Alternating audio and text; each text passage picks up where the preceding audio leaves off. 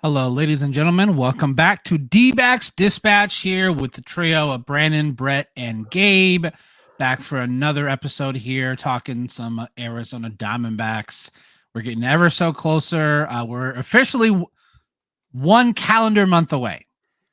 Pitchers and catchers do report in February, so we're getting closer here. And Diamondbacks made a couple of transactions here over the last week or two. So we're going to go over those and just kind of give our thoughts here. If this is your first time on the channel, make sure to like, comment, and subscribe so you don't miss any of our future content. We do have several videos up on the channel, so make sure to go ahead and check those out and give your thoughts here. The first, and what's funny is all of these are considered minor league signings, but I believe they all are getting an invite to spring training. You never know what happens there in spring training. They may have signed you to a minor league deal. They could impress. So you never know. So going up here first, Kevin Newman signed a minor league deal with the Arizona Diamondbacks. A solid utility infielder that really, to me, it's a depth signing. I think they signed him to a minor league deal. It ain't going to be that special. But he would be a solid backup at second, third base, and short. So it's always good to get those player signings where they can play multiple positions because you bring value to the team. So as we see here, his stats aren't too bad. Offensively, he's decent. Defensively is where he would be a liability. But again, they didn't sign him to play 120 games. He's there to give players like Marte and Suarez, Perdomo, and maybe Lawler.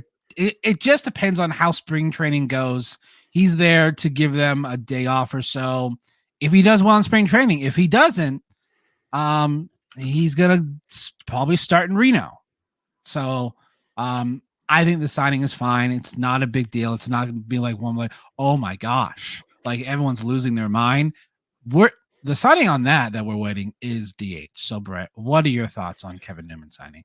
So first, it's actually somewhat of a homecoming for Kevin Newman. I just found this out. He played baseball in college at U of A down Tucson, which I literally did not know that until now.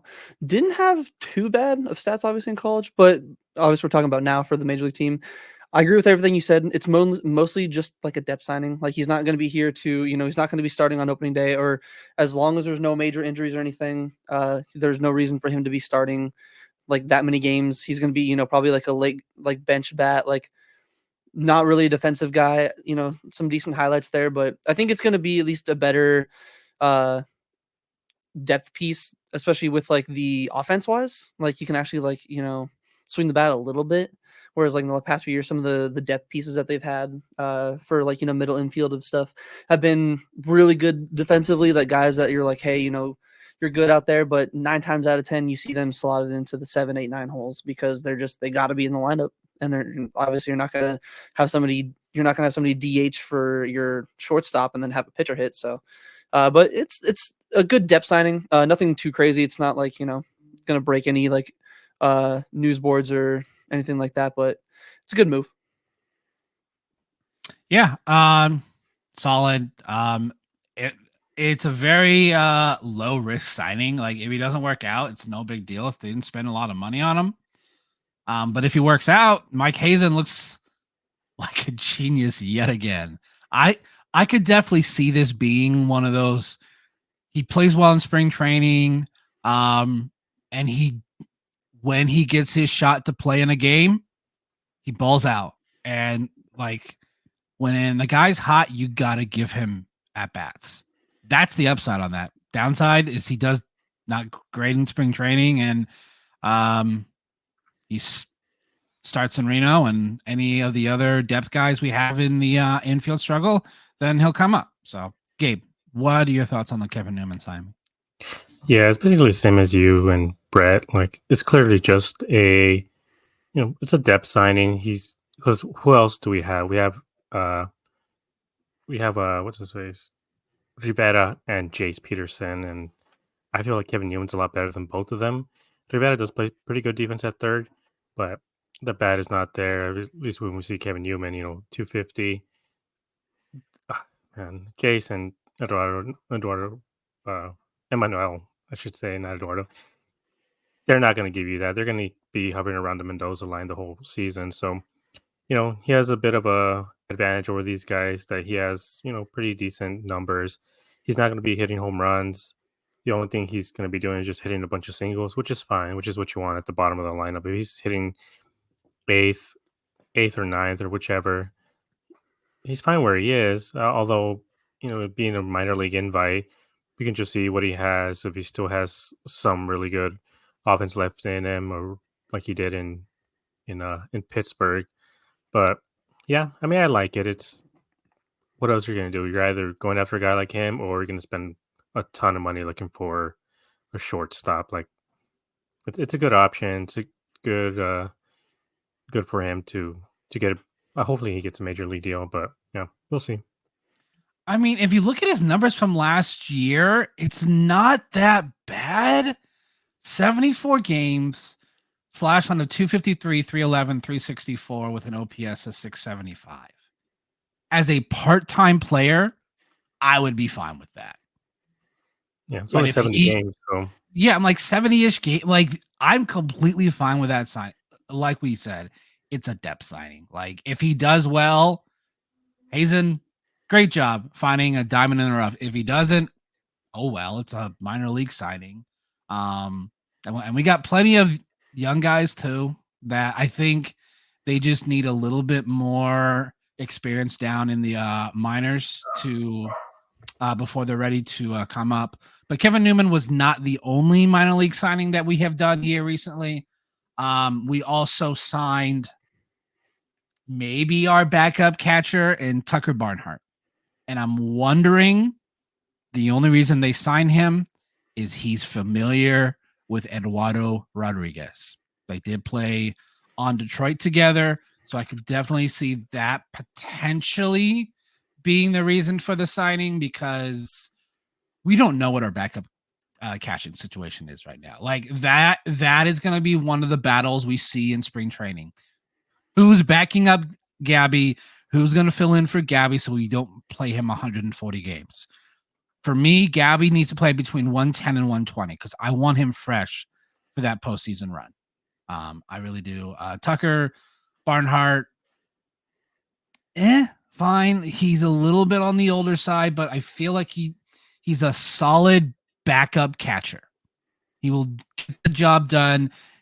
He'll be fine in those maybe one game a week that we're probably going to see someone else other than Gabby pitching. I don't think Gabby should be playing for weeks straight unless he is absolutely on fire offensively. Unless we see, like, if we see postseason Gabby, Toy, keep putting him in. Because with this division, we're going to need to kind of keep pace. So if someone's hot, they need to keep playing. I kind of want to loop in the other signings here. We also signed another minor leaguer, Ronaldo Hernandez, also a backup catcher. Has never played in the big leagues. Solid minor league numbers, though. He's definitely, if they want their backup catcher to be a offensive hitter who can also play a DH, I could see Hernandez doing very well. Also, a spring training invite, so you never know what he's going to look like there. So he could, if he plays better than Tucker Barnhart, Ronaldo Hernandez may be a backup catcher.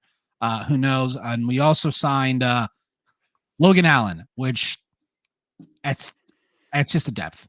That is a depth signing. Like, they're like, all right, we need like 90 guys on our spring training roster. Let's bring in an arm, take a flyer on this guy, and see how he does. So, Brett, thoughts on Tucker Barnhart, Ronaldo Hernandez, and Logan Allen?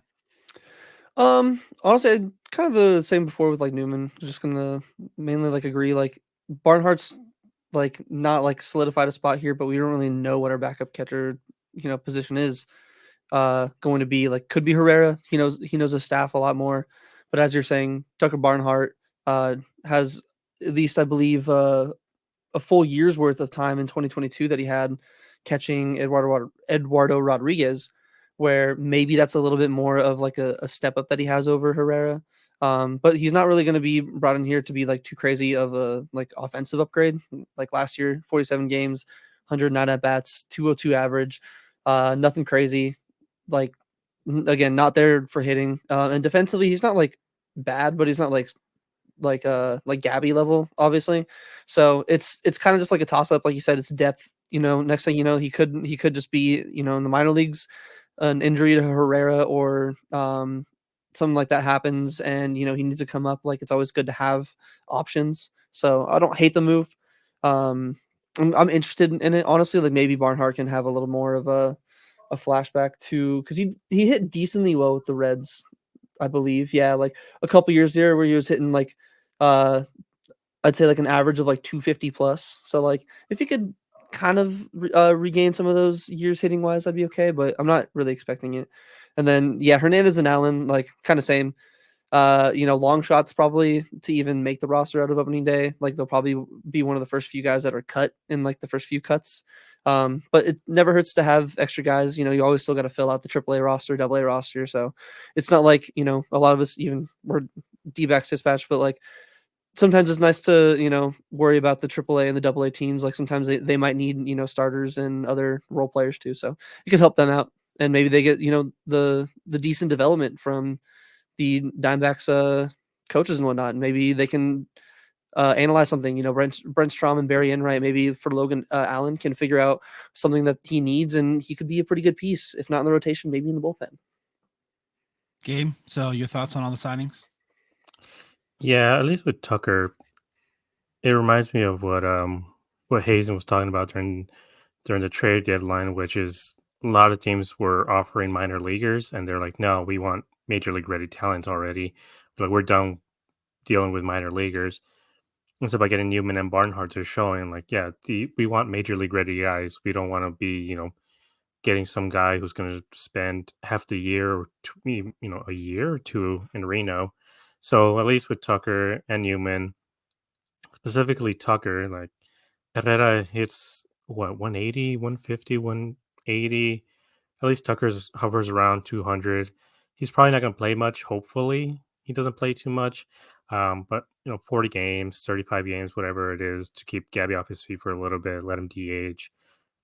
But yeah, I like the signing for Tucker. He seems to be a good leader. The pitchers seem to like him. I would like to see him on the major league roster because Gabby's going to go down at some point. You have to count on that just because catching is such a hard position. As we saw in the playoffs, he got hit on the head a couple times. He got hit in the hand. He got run over. Like it's such a hard position. Like you need somebody who's major league ready to come in and relieve him, because if not, then the team can really suffer, as we've seen throughout the season. When Gabby went down, they went 11 and 30 something, whatever it was. Like We it weren't was good. bad. No, We It were was not really those, good. bad. those were the dark when- times. There were like Yeah. 14 games under 500. Like it was really, really bad before Gabby came back. Yeah, And so it we're gonna have was- any sort of repeat. Like at least Tucker can be there to help relieve a little bit. Stick him in a 9-hole, whatever it is that you have to do. He's not going to be completely lost out there like some of the other guys. And I believe he's a right-handed bat, right? He's I a switch believe he- hitter.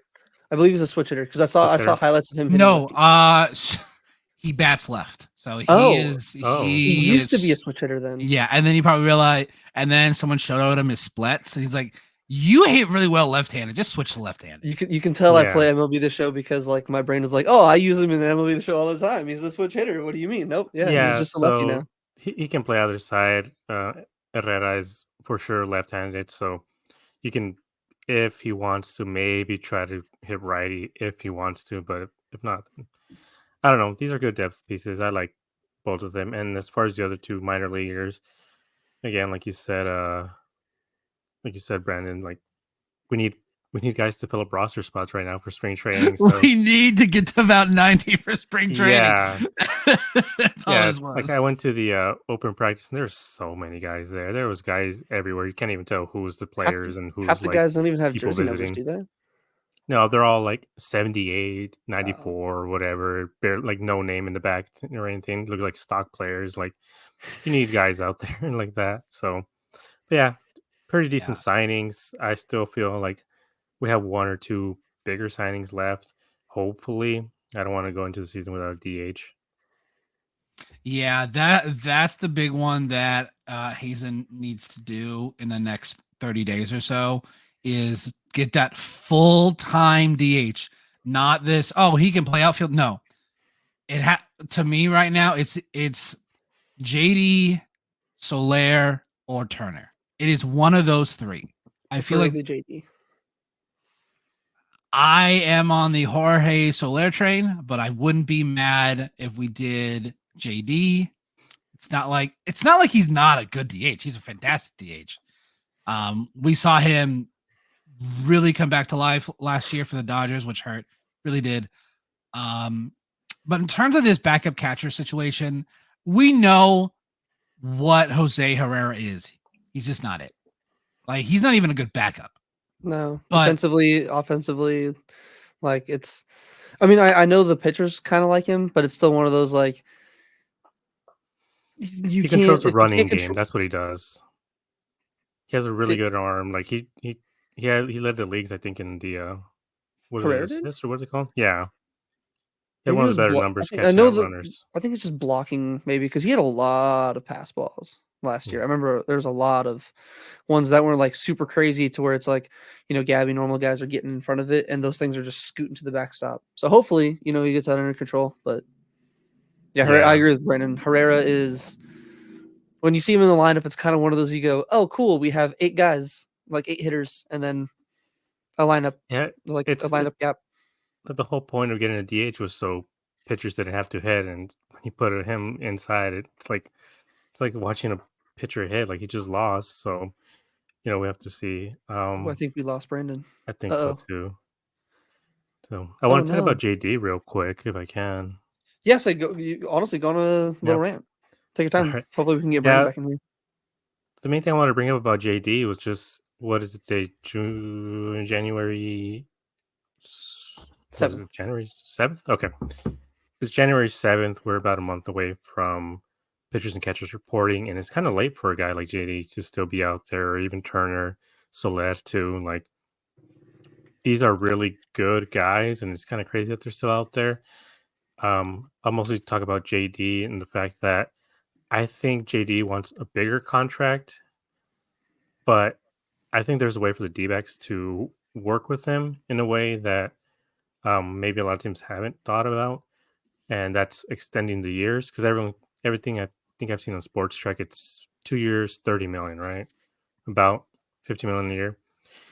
One of the D-backs extended for 3 years, 36 million. So you can either make 12 million a year, or you can just give him a 2-year deal guaranteed, and then a team option for 6 million in that third year. So I doubt we're going to have our DH in 2026 figured out anyway. So just keep JD.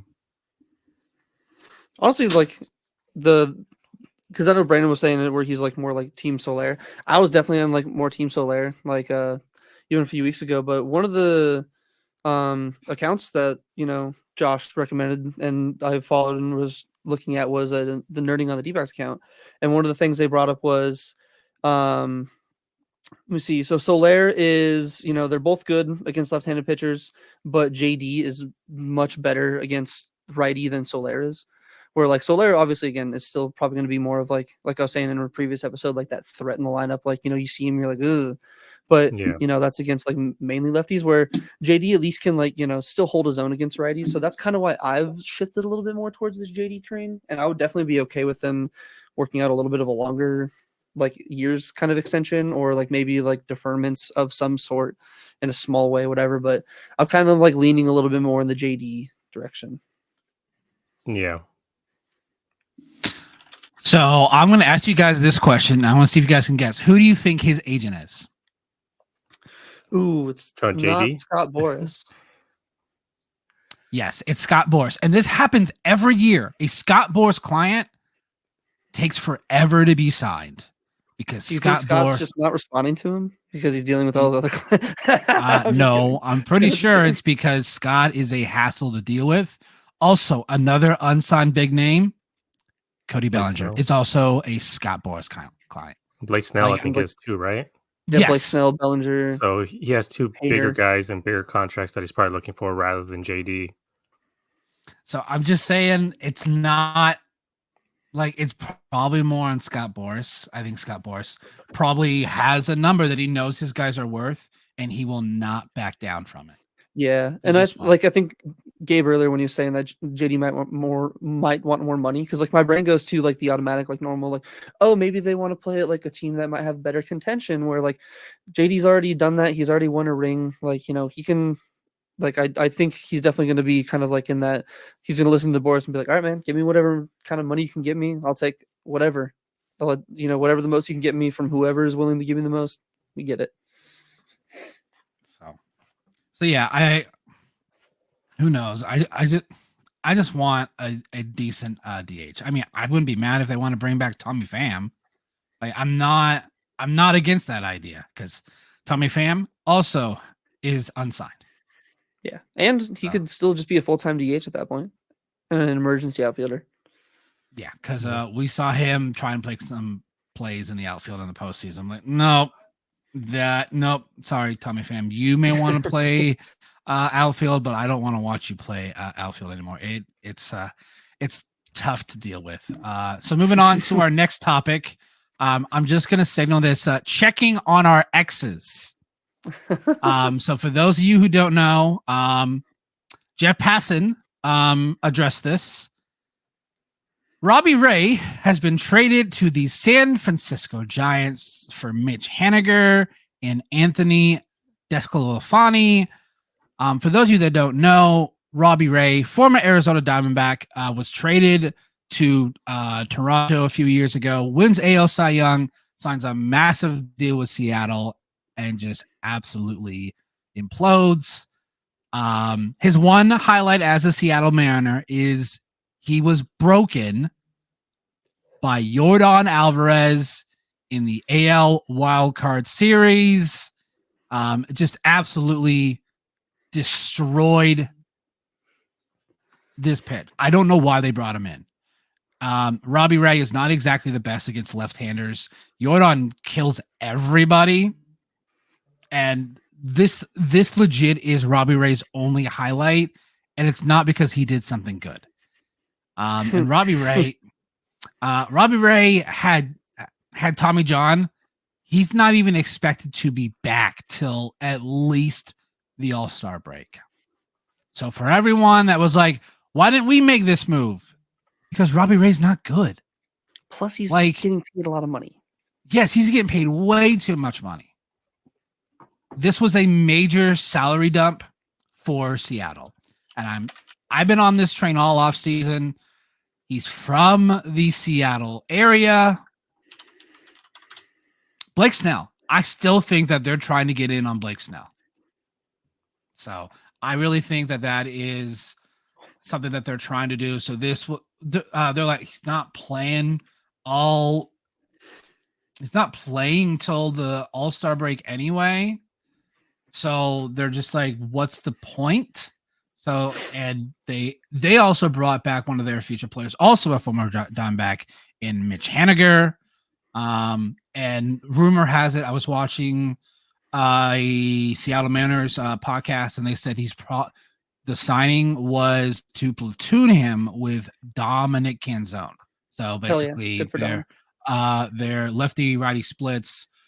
So Robbie Ray signed a 5-year, $115 million contract with Seattle. Yeah. His base salary this year is $23 million. He does have an opt-out after this year. He's getting paid $5 million more than Eduardo Rodriguez to not pitch for the first 3 months.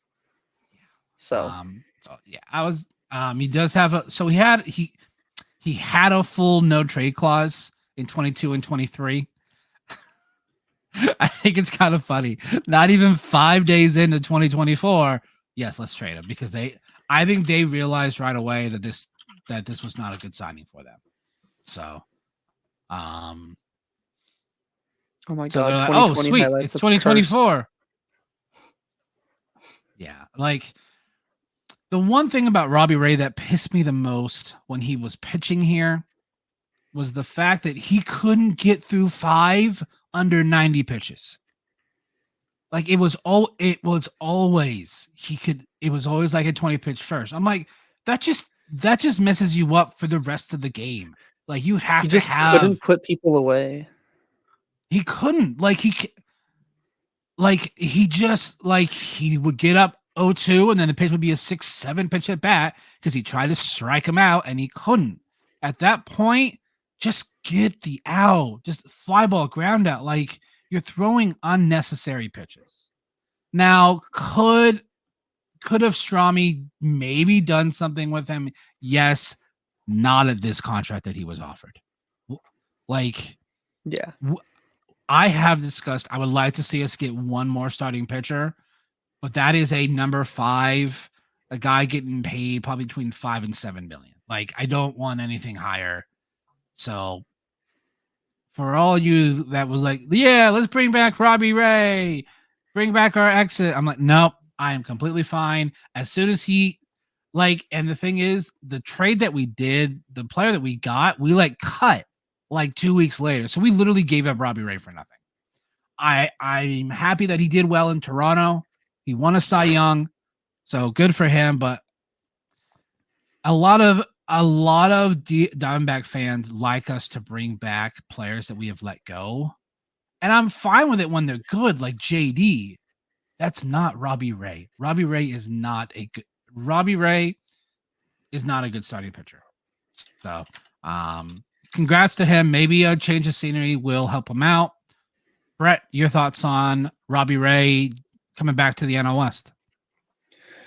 First I want to say, it's great that Robbie Ray is going to be back to where we can watch him a little more, obviously, when he comes back, because obviously, he had his issues, couldn't actually go deep into games, but there were some special times watching Robbie Ray and there were some special moments. So at least want to, say thanks to him for those moments. So it's nice to have him come back. It wasn't an ex-Diamondback that comes back, after bad blood, like an AJ Pollock, to where I'm like, okay, now I just don't like you. But I've always liked Robbie Ray, so it's good to have him back in the West where we can see him a little bit more. But kind of the same, I don't think he's worth the contract that he got. If I'm not mistaken, that year of pitchers, the market was pretty inflated. The fact that he got base 21, then 23, it's going to go up to 25 if he doesn't opt out next year, which I don't see him opting out. Why would you opt out if the market's going to go down? But yeah, I agree. It's if he was good, if he was the Cy Young for the Blue Jays, Robbie Ray, or if he was that 2017, I think maybe it was 2018, but that Robbie Ray he was before he got hit in the head with a comeback, I would 100% be okay with him coming back and being he could be a solid 3, maybe 4 with, that salary, but the salary, the health in concerns and the inconsistency on the mound, it's just, to me, not enough to risk giving up. Even if we gave up nothing, it's not worth, in my opinion, eating that money, eating that roster spot when we can give it to, Tommy Henry could probably give us very similar stats to what Robbie Ray would give up, and he's not going to cost $23 million. A fraction of the money. Yeah, he's going to cost a fraction of the money, and you can still send him down to the minor leagues to work on stuff. You still have other guys. We're Robbie Ray, you're not going to be able to send down to the minor leagues to work on stuff. It could, in my opinion, it could turn into a whole nother Mad Bum contract, and I don't want that. I don't want a Mad Bum contract. I don't want a Greinke style contract. I just don't want to deal with that. So I'm glad we avoided it. But again, it's nice to see Robbie Ray come back to the NL West. I've always liked Robbie, and it'll be fun. I think that his first cat in the background, first game back in Arizona. I'm definitely gonna give him a nice round of applause, just because, again, great memories here. But glad he's not getting the round of applause wearing a Diamondbacks uniform.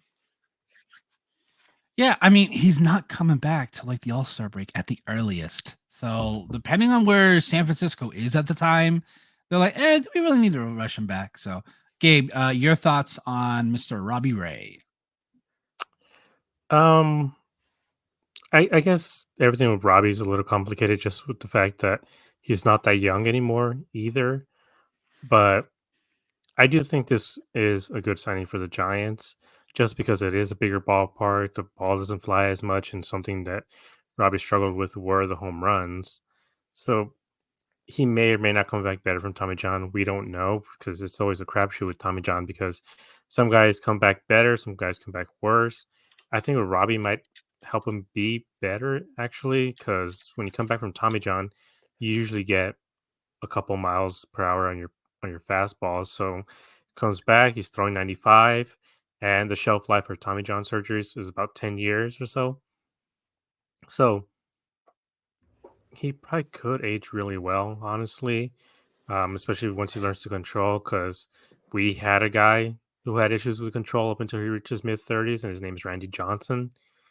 And I'm not saying Robbie Ray is Randy Johnson, but we've seen this before. We've seen guys hard throwing lefties, who always struggle to put together because they just issue so many walks. And they get to a point where they get the right coach and they just learn how to pitch better and pitch to the point where they can win Cy Youngs like he did in Toronto. So he clearly has it in him. Even here with the Diamondbacks, I think he had a season where he had a 2.87 ERA. He had over 200 innings, over 200 strikeouts. Like he had a couple really, really good years here. It was just the consistency of not being able to put together the entire year. But I think he'll be good for the Giants, depending on where they're at towards the end of the season. They could honestly probably just flip him as well. So if he starts pitching pretty well when he comes back, they have about a month, right? About a month and a half. Yeah. Right? About a month and a half until the trade deadline. So it could just be a flip for the Giants. If he comes back, he's 2017, 2018 Robbie Ray, and he's just dominating. You could just flip him to an actual contender, and then that person or that team can figure out the contract and stuff too. I don't see him opting out. I don't see why he would, especially because it's always risky. Might as well just guarantee another $50 million for himself. But in terms of wanting him back, I didn't want him back, but just seeing what they gave up, I was like, we couldn't give up. I don't know,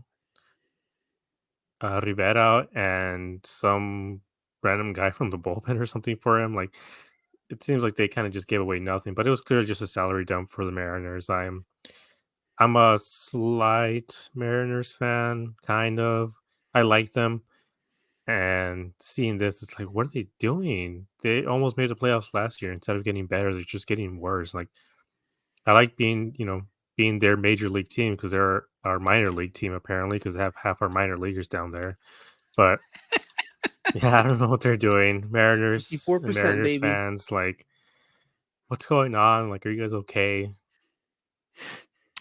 Yeah, I don't know what Jerry DePoto is doing up there. If I were a Mariners fan, I would be just like, why do you keep trading with other teams and getting fleeced?